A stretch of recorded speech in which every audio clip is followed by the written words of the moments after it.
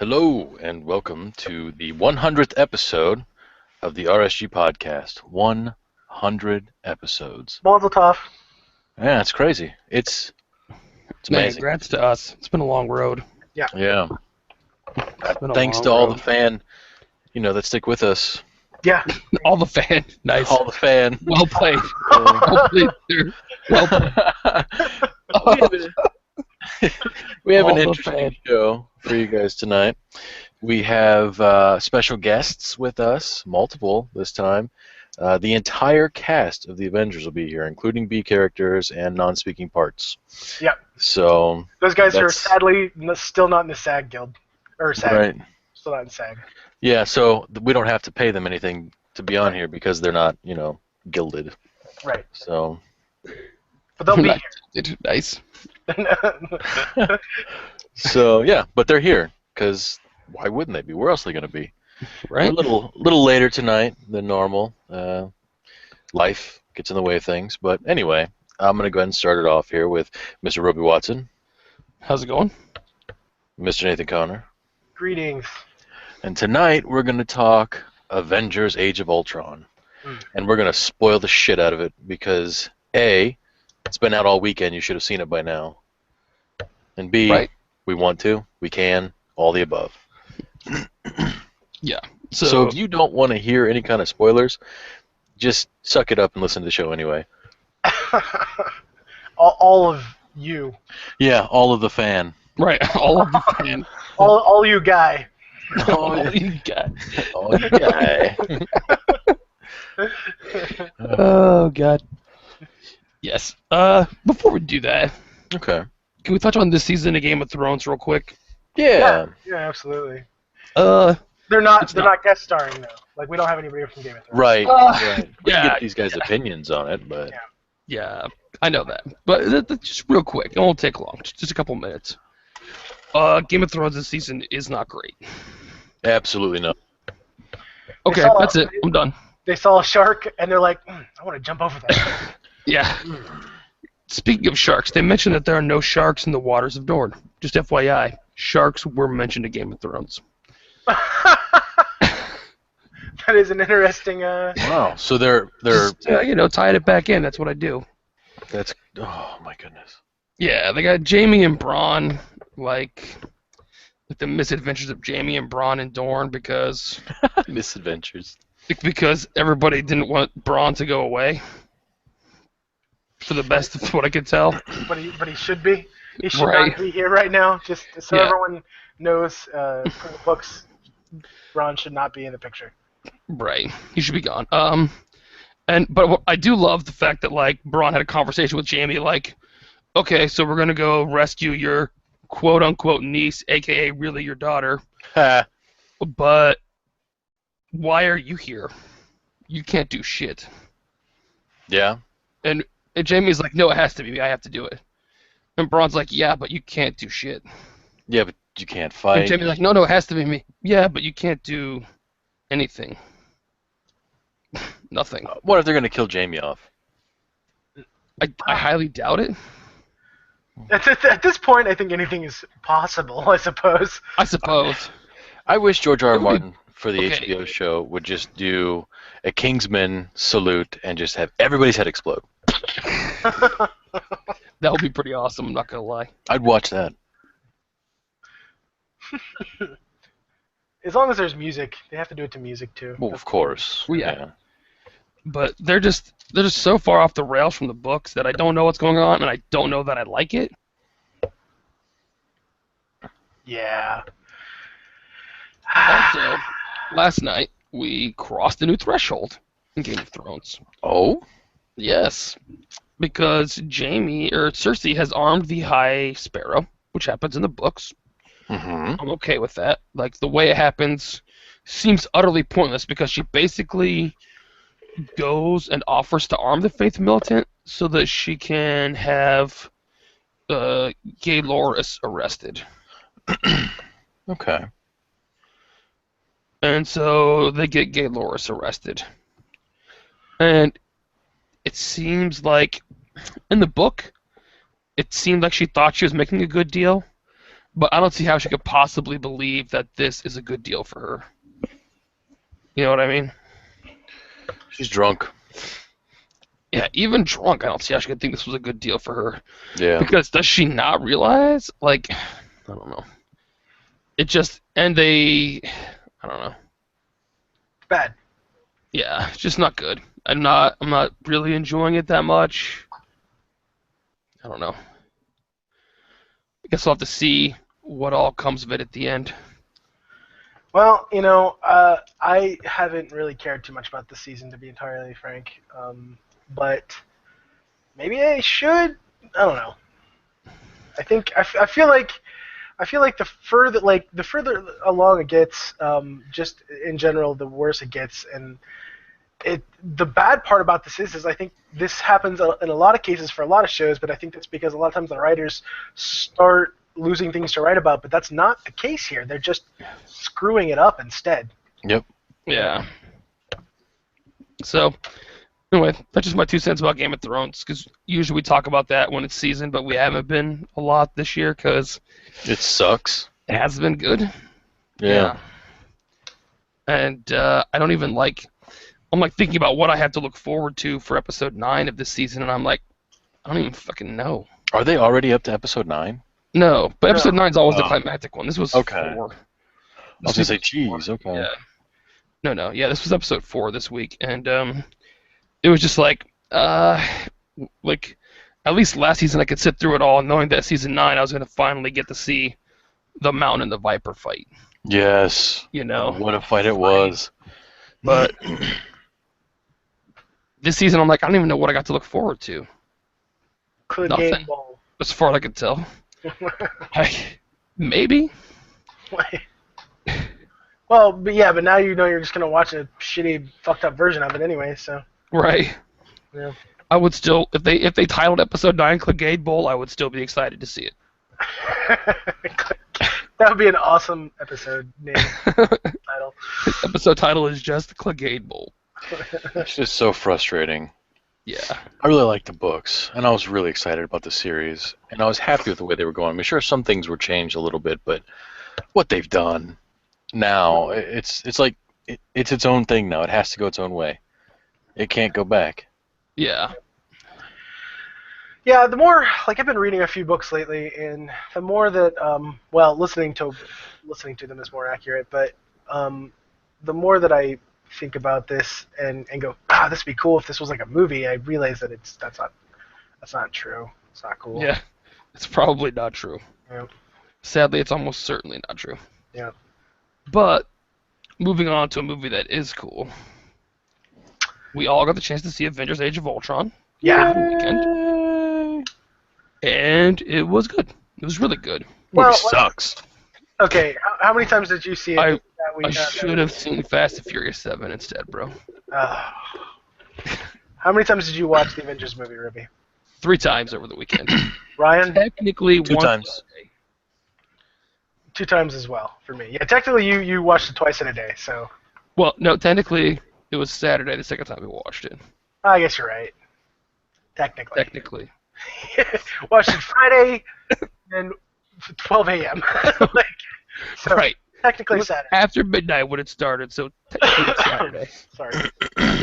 But okay, so before we get into the awesomeness that was that movie, let's just talk a little bit about the devil's advocate here, superhero movie burnout. Okay. And whether or not it's going to finally really start taking an effect with this particular movie. I don't think this movie is going to be affected by it. Okay. Ant-Man's in trouble, though, I think. Yeah. I agree with you, and that's what I was telling you the other day. It's like, I think that Ant-Man, I feel bad for Ant-Man, because I think Ant-Man is not going to do well. Well, it's got a rough spot trying to follow up the Avengers. It does. You know? That's mean. And that didn't, like, the previews that I saw didn't really get me hyped up for it. Like, I actually thought it looked kind of stupid. That's because I think the concept of Ant-Man's always been kind of stupid. Now, in the original comics, Ant-Man was originally Hank Pym, and Hank Pym was an interesting character with a lot of very obvious character flaws. Yeah. And He was like- that made him a great read, regardless of the fact that Ant-Man's power is kind of stupid. Yeah. He was like a shittier version of Robert Downey Jr. and Tony Stark in reality. He was like just a nastier person in general. Oh wow. Yeah. Yeah, because lots of people don't know that Tony Stark from the comics was not a nice dude. He wasn't. Yeah, he was an alcoholic and an asshole. Yeah. And he was actually, I don't know, he was most interesting, his most interesting comics were when they dealt with his alcoholism, I thought, personally. Yeah. But other than that, he wasn't, he just wasn't a very nice guy and honestly wasn't that interesting. But Hank Pym was like Tony Stark, but I think in a lot of ways more interesting because his character flaws were much more pronounced. And much more, and dealt with much more. So he was the reason for a lot of bad stuff, including Ultron, originally. Oh yeah, Hank Pym. Yeah. Yeah. But yeah, I do think that Ant-Man is in for some trouble. Yeah. Now, I did see the trailer on the big screen finally, and the effects look interesting, I suppose. Yeah, the effects look pretty good. I don't know. I didn't think the action looked too terrible. No. But and as much as I like Paul Rudd, But how do you make worried the about action exciting when you have like a little tiny, pretty much invisible dude fighting a full-size dude? Well, he gets hit by Thomas the Train. That was hilarious. That Oh was my pretty gosh, that was- funny. That actually cracked me up. It's like, ah. Yeah, that was pretty great. But But- at the same time though, there's a little bit of silliness there because like these guys are supposed to be like, okay, Hank Pym's power as Ant-Man was I turned super small, but in reality I'm not losing any mass. I'm just becoming smaller. But he's the same amount of mass in reality. So he still had the same sort of muscle density, and he still had like. He was basically impervious because his cells were so tightly knit because he was so small at that point. Right. But they have them.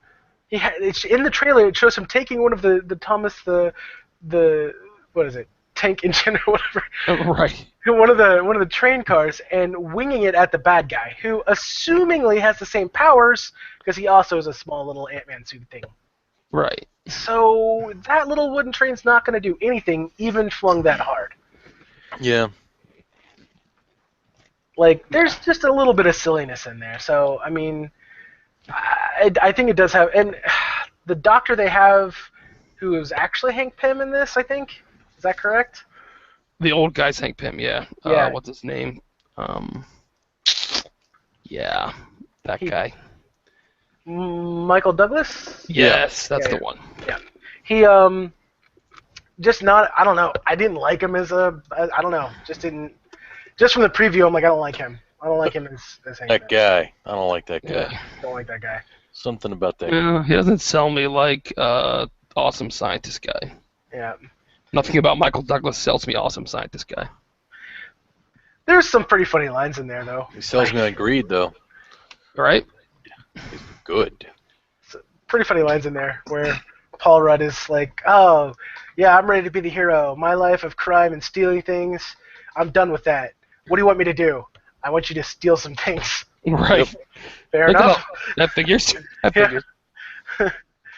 But I like Paul Rudd, but I'm a little worried about whether or not he has the chops to be a superhero. Like, it takes a certain type, Yeah. But I don't know. We'll see. I don't know. Okay. So, on to a movie that did do well. And it's too late for it to do poorly. Avengers Age of Ultron. What did you guys think? For starters, I will say this. I love the fact that they opened with that scene that they showed from the one trailer of, like, everybody jumping across that fallen tree. Yeah. The side shot. Right. That was awesome.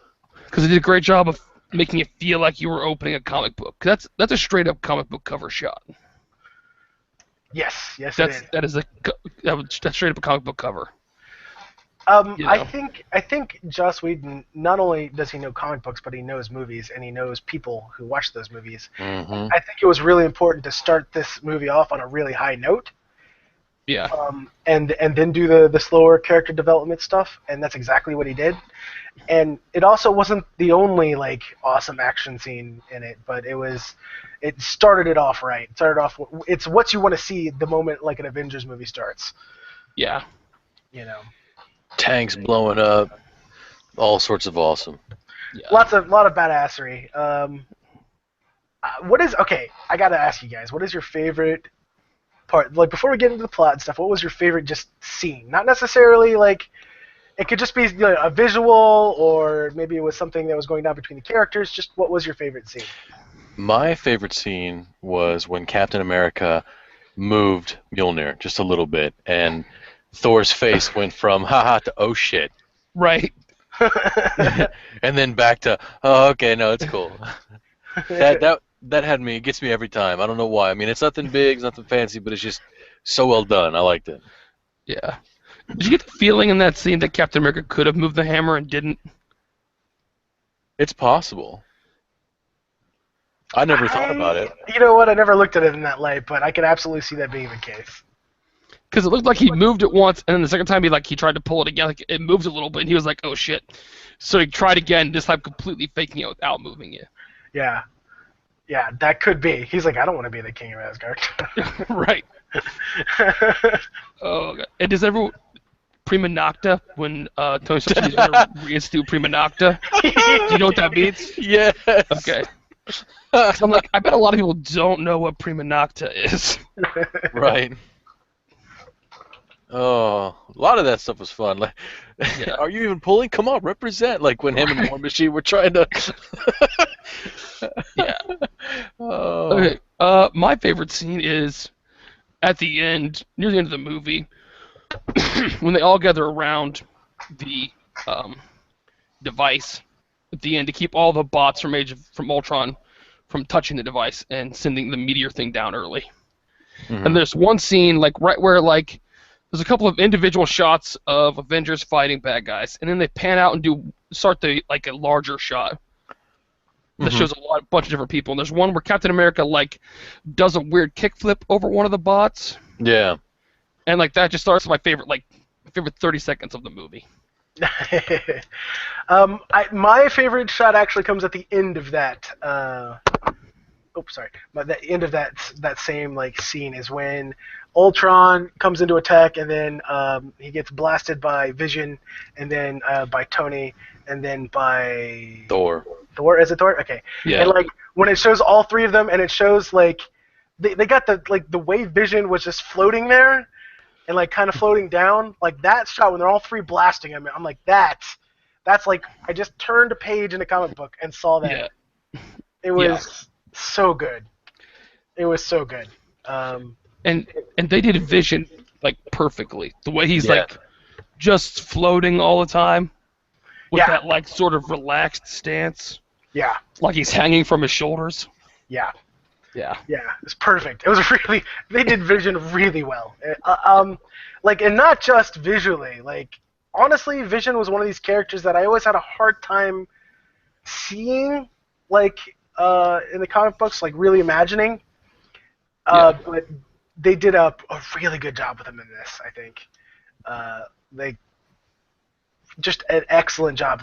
How he seems extremely wise, but also extremely naive. Yeah.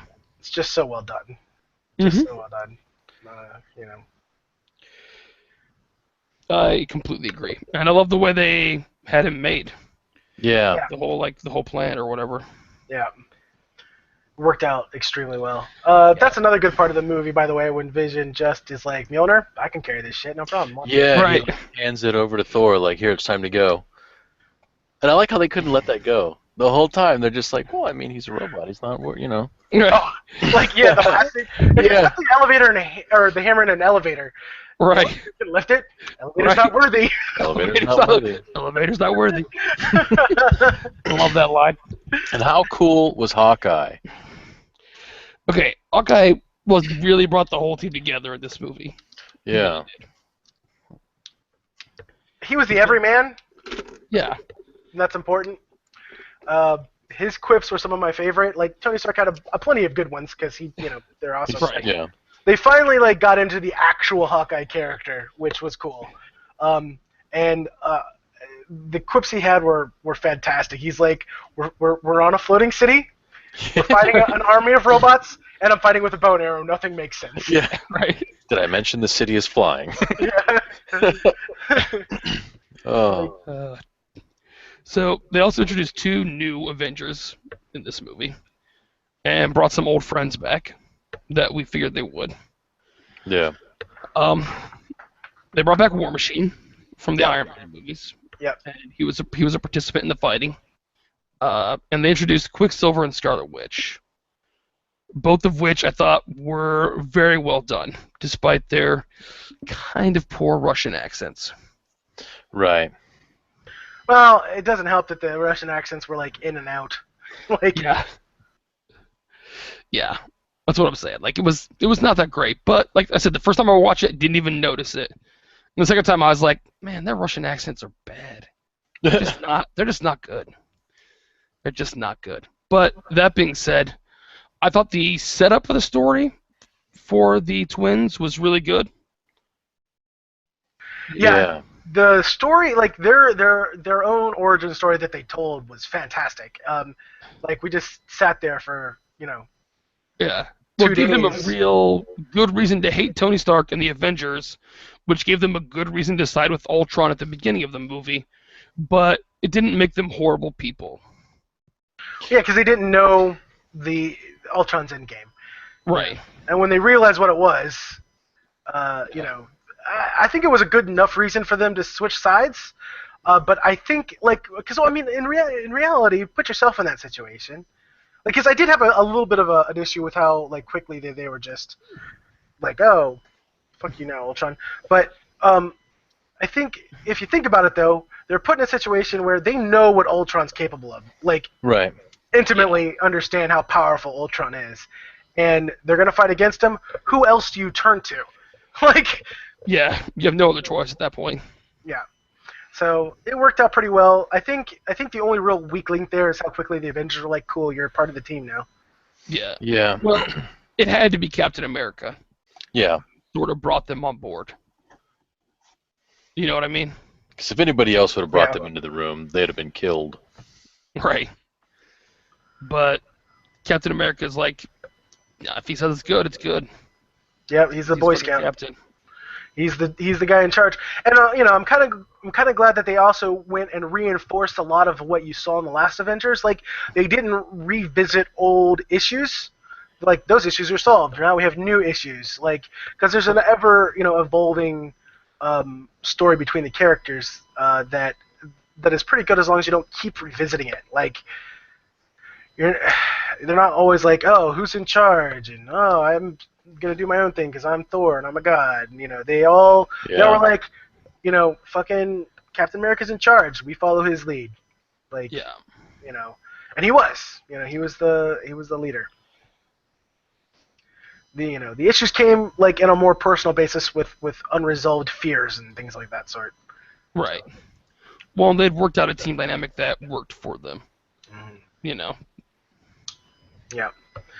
Yep. And the other thing I like, I'm just going to say this, I'm glad that they didn't, when I first saw the trailers for Ultron, I'm oh man, it's more just giant world-shattering, huge fight scenes in New York or whatever, or some other big city is what I thought was going to happen. But since it was often some little-known Eastern European country, it makes it so that not everyone's Tony Stark again? That dude's a bastard, bringing this stuff to life. Right. That helped a lot. That, and honestly, Hulk, since Hulk went crazy, he was the one who was being demonized. Yeah. Right. So. Okay, so let's just take a moment to talk about the Hulk versus the Hulkbuster armor, because this is important. Oh man, my yep, there it is. Semi. Yeah. Let's go. The Hulkbuster armor was fucking perfect, I thought. Yes. The whole fight scene was just great. Yeah. I like how they named it Veronica. Yeah. Yes. Well, what I liked about the Hulkbuster armor in general is that it's an entire system. It wasn't like it was in a system that not only did Tony create, but that Banner helped him with. That was my favorite Right. part of it. Right. Because, like I'm like all worried. Like from the previews, I'm like, oh man, the Avengers are just collapsing in on themselves again, right? But that's not what happened. They were still a team even during the hard parts. They weren't at each other's throats necessarily. That part wasn't. I mean, there were some issues where they were pissed off with Tony, but it wasn't overplayed. That wasn't the main, source of like Yeah. the team dynamic. Well, and even the Iron Man in the Marvel Cinematic Universe is an asshole. He's just a charming asshole, so he gets Yeah. away with a lot more. Right. But the whole fight scene was great, and I love that you saw the moment where the hero does the hero thing, where Iron Man saves those people in the elevator, Yeah. because And then proceeds to use that same elevator to smash Hulk's face. to smash Hulk's face in, right? Yeah. But it's one of those fights like you just can't beat the Hulk.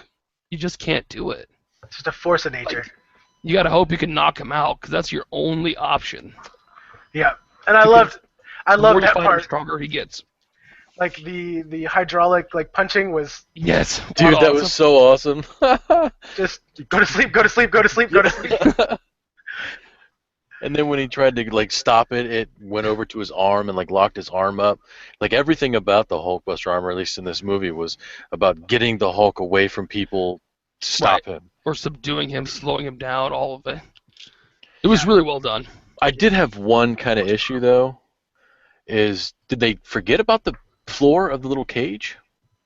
I think the little cage is not meant to truly hold him forever or for any length of time. Just to You know slow what him I mean? down while Veronica. I think you have to slow him down while the Hulkbuster armor gets formed. Well, and he's he's on streets with that have sewer systems and stuff like that. So Right. I think if it was on a mountaintop or something, it might be a little bit more difficult for the Hulk to just dig underneath of it. Not True. impossible, but Yeah. enough to slow him down.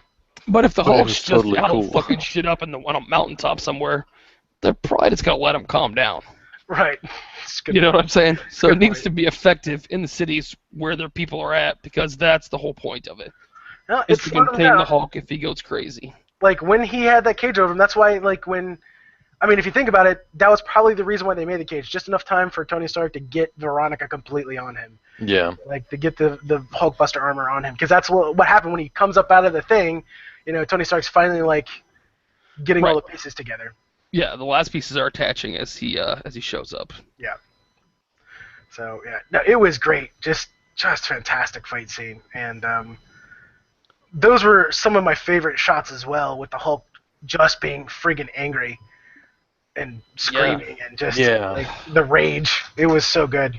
Yeah, and I love that after all the fighting is over, the Hulk is still just wandering around breaking shit. Yeah. Yeah. He wants He's to. just he's just breaking more shit. There's no more real fighting to do, but he's just I'm just gonna break some shit over here. And the romance between Romanoff and the Hulk, or the Black Widow and Hulk, was so appropriate. Yeah. It never actually happened in the comic books, but these characters are much more fleshed out, I think, as people. Yeah. I agree. And it worked out really well. Really, really well. Well, and it just makes sense. You know what I mean? Yeah, it does. It does. She sees herself as a monster, and he is a monster. So Yeah. Yeah, but when talk about the lullaby, could you imagine just having to go try to calm the Hulk down to turn him back into Banner? That's go do this for us, okay? We're gonna be on the other side of the country, but go ahead. well, You're ostensibly the smallest, weakest one of us. Will you go talk to the Hulk and calm him down? Right. well, first you need to imagine being Scarlett Johansson. Then you can imagine calming the Hulk down. If you can do it in that order, it makes more sense. I don't think I could get past being, ooh, boobs. Exactly. But that's it. That's what I'm saying. You imagine that first, and then you imagine calming the Hulk down. And okay, yeah. Oh, now it makes sense. Now it makes Mm. sense. I get That it. makes sense. Yeah. So, interesting side note, and as I was watching the second and third times, I watched a lot more for this. Scarlett Johansson was pregnant during the filming. of the Avengers. Oh, yeah. And so you notice there are a whole lot less gratuitous ass shots of Scarlett Johansson Yeah. in this movie. Also known as There Are None. Yeah, there really are fewer of them, and yet she still looks pretty awesome. Like, Yeah. they did a really good job of just making her awesome. Like, she was fantastic in this flick, I think. But I think that's why they troned out her body armor, too. Oh, yeah, okay. I like the troned out armor, though. I think it works. Yeah, no, I'm 100% for it, but I think that's why they did it, so that it was a little more distracting, so you didn't notice that it wasn't Scarlett doing any of that stuff. Right. It's true. Fancy. A lot of her stuff was in the dark, too. Like, there's darker shots of her. Look at lights and stuff. Look Right. like it's enough. But Well, and there were not a lot of shots of her, like, below shoulder level. Yeah. Not a lot of them. Pretty impressive doing a flick like that when you're pregnant, I think. Yeah. But okay. Who was your favorite unsung hero in this? Unsung hero? Yep. Um, Or we'll just say background character, generally speaking. I'm gonna take Helen Cho then. Damn it. Motherfucker. That son of a bitch. Well, if you throw it up for like free for me to take the best one first, I'm gonna do it. All right. I'm going to go with the kid who, obviously, this was his first time on the microphone during the rescue. So he's like, you know, trying to make these fancy little words for the rescue ships going out. And he just fails. He's just like, their boats are out. They're gone. But yeah. They're locked, stocked, and they're full of people. Yeah, they're full of people.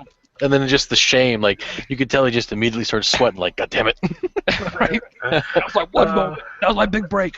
Oh, man. All right, well, I guess I'm going to have to go with, this is actually tough. You took Cho, so that makes it really hard. Fury? You could do Cho Fury. was the obvious choice, bro. Yeah, I think you could do Fury, but Fury is also like, he's like the wise old man. He's too attached to it, I think, to be considered a background character, really, even though he really was. Uh-huh. Like, everyone's like, oh, we suck, and then Fury shows up. He's like, I'm Nick Fury. Well, it's better now. Things are better now. Yeah. Right. Everything's okay now. Things are better now. But I'm gonna go with Hawkeye's wife. Yeah, girlfriend. okay. Girlfriend. Is it girlfriend or wife? It's Girlfriend. his wife. Wife. Yeah. Whatever. Wife. Her. I'm gonna go with her. Yes. Linda Cardellini. Yeah. It's been a long time since she's really been in anything. Yeah. But I think she did an amazing job of being the, so to speak, the scabbard to Hawkeye's sword. The shield maiden. You took that in a direction I didn't mean, Roby, but I understand why you took it. It's a little. What other? Okay. It's a little too obvious. It seemed a little on the nose. That's all. Just Yeah. oh, yeah, that's where we're going. Okay. It's not what I meant by that. Not what I meant by that. Like at least 3 times, obviously. Yeah, but just that, like, you know, the whole thing about, like, oh, you think they don't need me, and she's just like, I think they do, and that's scary. You know, Right. Yeah. like, you're the humanizing part of the team, and that's important. You know, you remind them, you know, what it is they're fighting for, and all that kind of stuff. Help keep them grounded. That sort of thing. Yep. Yeah. You know, I liked it a lot, and he was, you know, even though they ribbed him constantly, he was always like, look, I actually do shit. Right. Like, so, you know, liked it. I liked that character a lot. But that was actually my second choice, next to Helen Cho, who was my first choice, and I hate you, Ruby. Bro, you can't, like, throw it up there with the most obvious answer untaken and not let me... I would argue my answer is better, though, as far as, like, actual impact. Yeah, that's what I think. Fair enough. My answer is strictly because Helen Cho was super hot. I don't think she really added that much overall to the movie. Well, Like, in that She case, did, like, hang around with the Avengers a lot, which I also was like, okay, all right. I see where they're building the infrastructure of the Avengers here. Yeah. Like the background infrastructure, but She did make the Vision, so that's something. right. But With not the help intentionally of her own design. Right. No. Yeah, Just- definitely not of her own design. Right. I personally, well, in that case, I think obviously, Woman A was probably the best. Woman A. Yeah. Random background Citizen B. You're like, I like Best Boy Grip. Yeah. Really held it together. Bad. He carries things so good. Yes. He moved all the heavy things from one side to the other. What a good job he did. Good job, Best Boy. But no,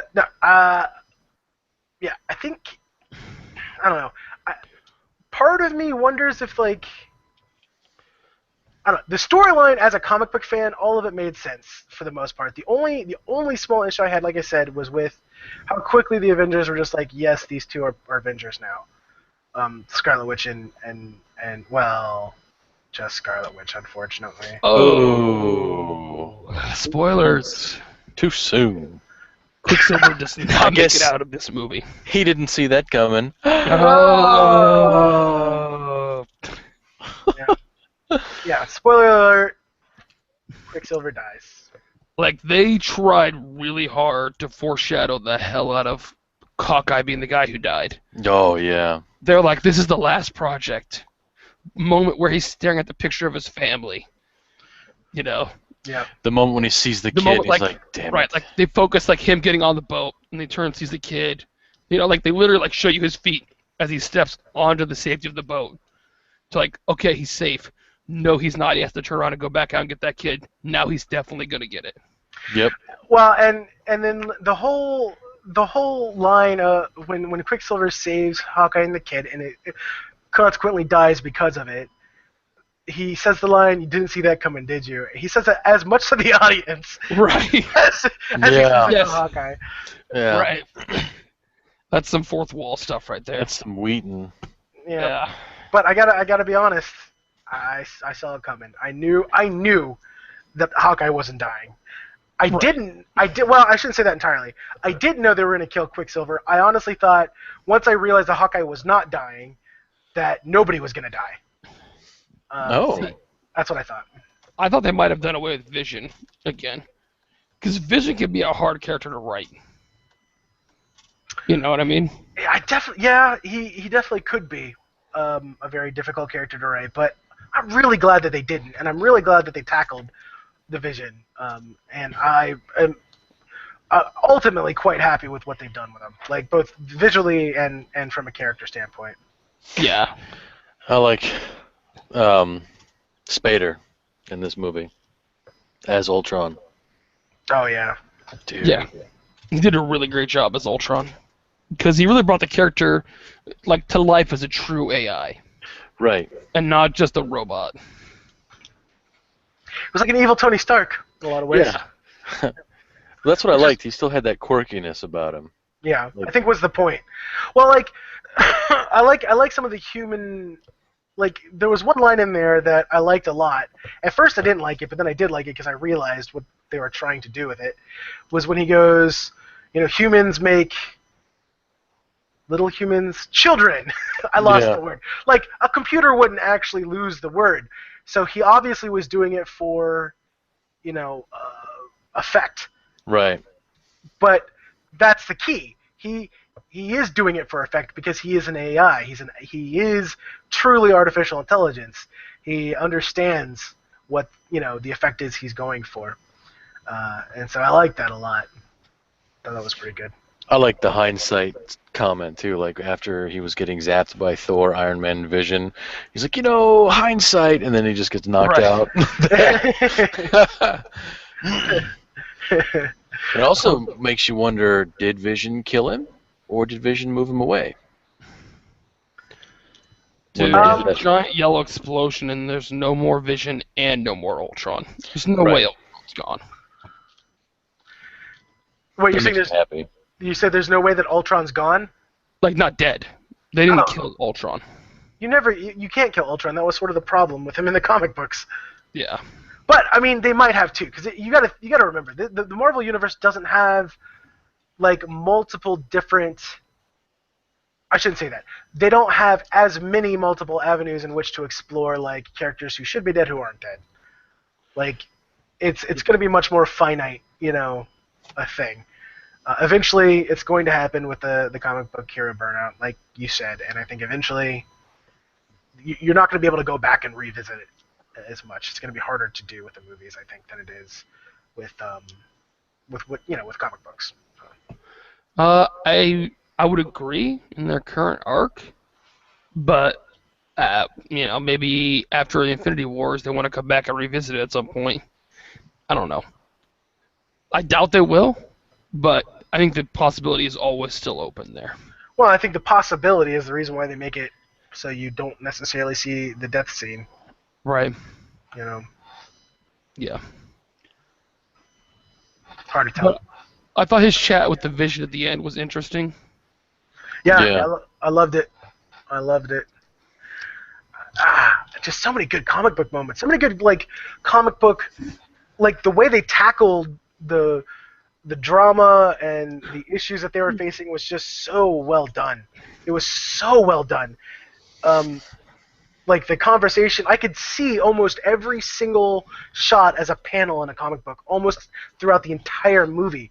The way that they talked about issues about stopping the war, and then isn't that the goal between him and Iron Man and Captain America? Isn't that the point? So the war doesn't happen anymore, and we can go home. All that. It was just so well done. So well done. Well, even with the Banner and Black Widow, even their scenes were very comic booky. Just I don't know. I agree. A lot of the stuff in that was very much just frame for frame. Yeah. Which I truly enjoyed. Yeah. And I love that the rest of the Marvel Cinematic Universe feeds into this. Iron Man 3 really feeds well into this movie. Yeah. Because there's a lot of motivation for Tony Stark to do what he does. Yeah. It was because of Iron Man 3. Yep. Just the fallout that he was dealing with, the PTSD he was dealing with in 3. Yeah. Yeah. It obviously is still affecting him here, and which triggers his fears or whatever. It's just more of the same. Yeah. Pretty much. On a side note, I was actually more hyped for this movie because I was watching Marvel's Agents of S.H.I.E.L.D. and the last episode actually tied in very heavily to this. Matter of fact, the other doctor that you see with Dr. Strucker was heavily featured in the Marvel's Agents of S.H.I.E.L.D. as well. Yeah. In the beginning. And they talk about Strucker a lot, and they talk about the twins a lot, and they talk about people are having visions, or one of the weird Inhumans, is having a vision of this future where she sees all these robots and Ultron and all this stuff happening. So, yeah, pretty awesome. I like how they're connecting everything, even Daredevil, all these other side projects. It's cohesive, it makes sense, and it ties you into it. Just knowing that even though Daredevil did nothing in reality with New York, or I shouldn't say New York, but with Marvel, with Avengers 1, sorry. It didn't actually do anything with it. It just mentioned it, and because it's tied in, it actually makes you more invested. Right. Because you never know now when he'll pop up and do something. Exactly. Because my understanding is that the Defenders is supposed to be before Infinity War starts. And that they're saying that Defenders will be in the Infinity War. Oh. Oh, yeah, Infinity War. Got to talk about that tag. Yeah. Yeah, fine. I'll do it myself. Thanos is just such a... he's easily one of my favorite bad guys in all of the Marvel Universe, next to maybe Doctor Doom. Yeah. Dude, hands down, Doctor Doom, best villain in the Marvel Universe. Yeah. Hands down. Yeah. I agree. And I think why I like Thanos so much is because he's not just powerful. He's obviously very powerful, but he's called the Mad Titan, and that's what I like that title a lot, because he will do. He has a singular goal, and he's like his plans are so meticulous, but really his base motivation is so simple at the same time. He's like claims to be a nihilist, or is actually showed to be a nihilist for the most part, but then he just, I'm doing it for love. I'm doing it for love. Yes, because he loves Lady Death. Yes. And he loves Lady Death enough that he will kill as much of the universe as he possibly can as a gift to her. Yep, to make her happy. In the Infinity Wars, he literally snaps his finger, and half of the entire Marvel Universe just dies as a gift to her. And that's just fantastic. It's just fantastic. And, like, even when he's angry with her, and even when he, like, because in the Infinity Gauntlet series, he, like, creates somebody who would be his ideal companion, he only does it to try and make her jealous. It's the only reason why he does it. Yeah, it's a really good, it's a really, really well-written, like, story. Probably one of my favorites in all the Marvel Universe. So that's why I'm so excited to see it coming to life, and see Thanos in general. He's just so powerful. Love him. Great character. Do you think we're going to see Adam Warlock at all? If we're going to see Adam Warlock, he'll be hinted in the Doctor Strange movie. That's my guess. It's a good call. Yeah. If we're going to see him. If they mention nothing at all about Adam Warlock in the Doctor Strange movie, he will not be there, and Doctor Strange will simply fill that gap. Which would be cool but disappointing. Yeah. I won't really miss Adam Warlock that much. Yeah. He was always kind of the Cyclops of the Infinity Gauntlet people. Yeah, this is pretty much true. I'll tell you who I will miss in the Infinity Gauntlet War, Silver Surfer. Yeah. Like, how do you do anything on a galactic scale and not bring Silver Surfer into it? That's a good quote. Yeah. Yeah, you're going to see a lot of people who played a big role in that are not going to exist in it. Silver Surfer being one of them. I honestly doubt that Adam Warlock's going to be there. I really do. I think they're just going to make Doctor Strange take that place. That works for me. Yeah. Except the fact that it's Bumblebee Cumberfuck or whatever his name is. But Your love for that man is amazing. It truly is, isn't it? It's deep. It's deep as the shallowest puddle. But let's see, what else? Galacticus not going to be there? Yeah, Galactus is not going to be there. He's an FF, right? So let's take a moment and talk about the new Four Stick movie. Okay. What do you think? This is a tough call, and let me tell you why. I actually really liked the trailers. I honestly liked... I was a little hesitant when they're like, oh yeah, well, Johnny Storm's a black dude and Sue Storm's a white girl. And I'm like, well, what is this? And it was exactly what I thought it was. You know, one of them is adopted. This one being Sue Storm, obviously. Right. But you know what? I'm fine with it. That's racist, bro. That's racist. But carry on. Why is it racist? Why is it racist? Fucking racist right there, dude. Racist. Carry on, though. You're going to be a racist. That's cool, but whatever. Carry on. I really hate white people. You're all adopted. Okay. I like what they did with the Fantastic Four group. However, after watching Avengers and then watching the trailer again, I'm going, they're not going to do it right. Nobody can do it as right as Joss Whedon is doing it. Yeah.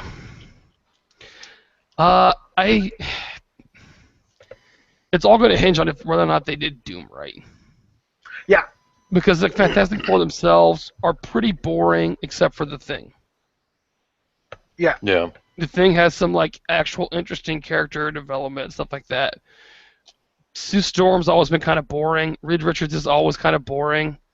Johnny Flame is the same rebel character that you can get anywhere else in the Marvel Universe. Yep. In better flavors. But the Thing has some interesting stuff. But Doctor Doom is always what made the Fantastic Four worth picking up and reading. I feel like Reed Richards became more interesting after a certain point, specifically after Franklin Richards was born. him and Sue Storm became much more interesting characters as like not as superheroes, but as fathers, as a father and a mother. Yeah, of a kid with crazy powers. Yeah, Franklin Richards being crazy powers. Oh man, do you want to see a Franklin Richards like movie? I don't think they could do it. I don't think it's no, I don't. I have no desire to see a Franklin Richards movie.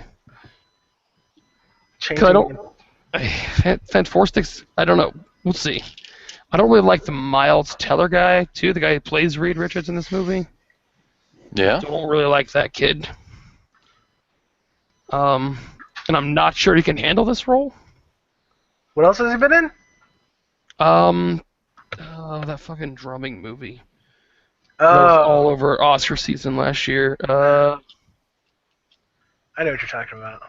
Yeah. But I don't know if he can or can't. I don't know anything about him because I don't know. I like their at least physically, I like their choice for Sue Storm better. Yeah. Than Jessica Alba. So. Yeah, no, I'm with you, and I liked her acting in House of Cards. House of Cards. Yeah. I was gonna say Game of Cards for some reason. I'm like, no, that's not right. It's not Game of Cards. And House of Cards. She was really good in House of Cards, I thought. Yeah. So I think she'll be alright as Sue Storm. And the guy who plays Grimm, I don't even know. And I've never seen the guy who plays Johnny Storm in anything before either. I don't know. We'll see. I think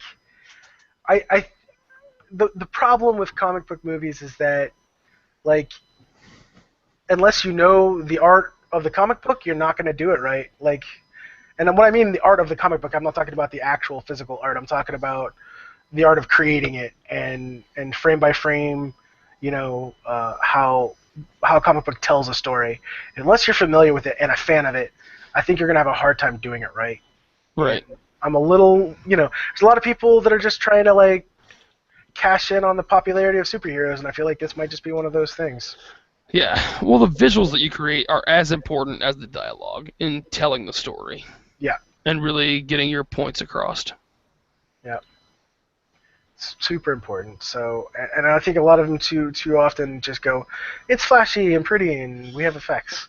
Right. It's not enough. It's not enough. You have to have those poignant shots that you can, like, take a picture of and frame it and put it into a comic book and it looks like it belongs there. So it's going to be a busy month for us for movies this month, I think, right? Yeah, it should be. Yep. Trying to see what else comes out this month here. Mad Max on the 15th for sure. Yes. Mad Max on the 15th. Yep. We're definitely going to be there for that one. Actually, I have a question for you, Robbie and Ryan. Okay. Here it goes. Do you feel like the inclusion of a very strong female character who still asks a male character to join them, but is enough to set off the fact that basically this is just, like, basically just like, a bunch of men fighting over women, obviously as property? Mm. You think that's enough to, like, calm the feminism crowd?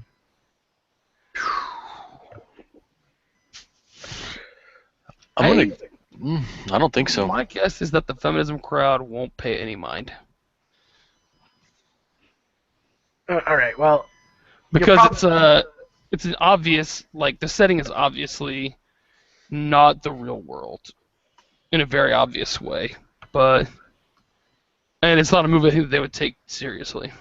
Most video games are obviously not the real world in a very obvious way.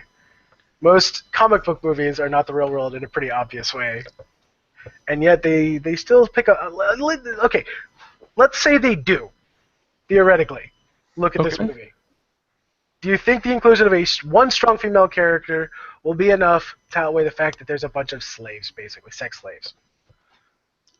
I guess it would really depend on how the female characters portrayed and how the other ones are portrayed. I don't necessarily think that feminists are against people being used that way. You know what I mean?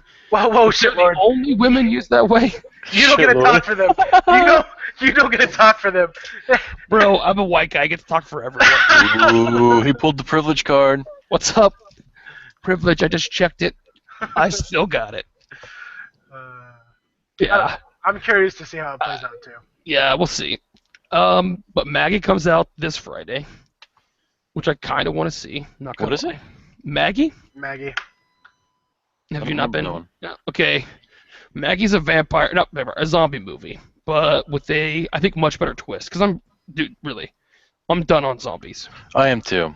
Finished on zombies. But in this one, Arnold is a dad, and his daughter gets bitten with the vampire virus, and he tries to save her. And it looks like he's fighting more other humans who want to kill Maggie, and less zombies. I haven't seen I think it anything has a for really this good one. twist. Go watch a trailer. It looks pretty good, actually. I like the moral conundrum that Maggie is going to be. I don't like Arnold. Straight up, I don't like Arnold. So Now, when we say Arnold, we talking Tom Arnold or we talking Schwarzenegger? Schwarzenegger. Oh. Who the fuck calls Tom Arnold Arnold? Look, just wanted to clarify, okay? Don't judge. Fair enough, bro. I didn't realize you were Tom Arnold that close. Here's Look. the problem with Arnold. All right, we all know that Arnold was never a good actor, but he did a lot of movies, and I liked a lot of his old stuff, not because they were good movies, but because they were campy action movies, and that's it's the same reason why I like John Wick. All right, but at some point, someone decided that Arnold could act, and he was good at it, and I just happen to disagree with that person or people. Yeah. Yeah, I don't know. I know he's vetted. I understand that. He's been around a while. I think Yeah. given the right setting, he can do a good job as an actor. But If it was 1989 and we were doing Predator, yeah, Right. you're probably right. You're or probably if it was like, say, Last Action Hero right. okay, that too. or Kindergarten Cop, where he spoofs himself. If it was any of these movies, Junior. okay, right? Twins.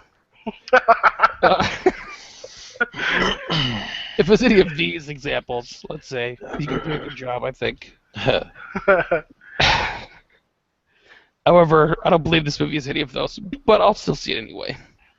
I'll see it as well, but I'm a little hesitant to be excited for it, or I really like the concept. I like the concept a lot, but we'll see. Yeah. We'll see. But Jennifer Connelly's got a new movie coming out? yeah, she does. It looks kind of weird. Not sure what's going on in that movie.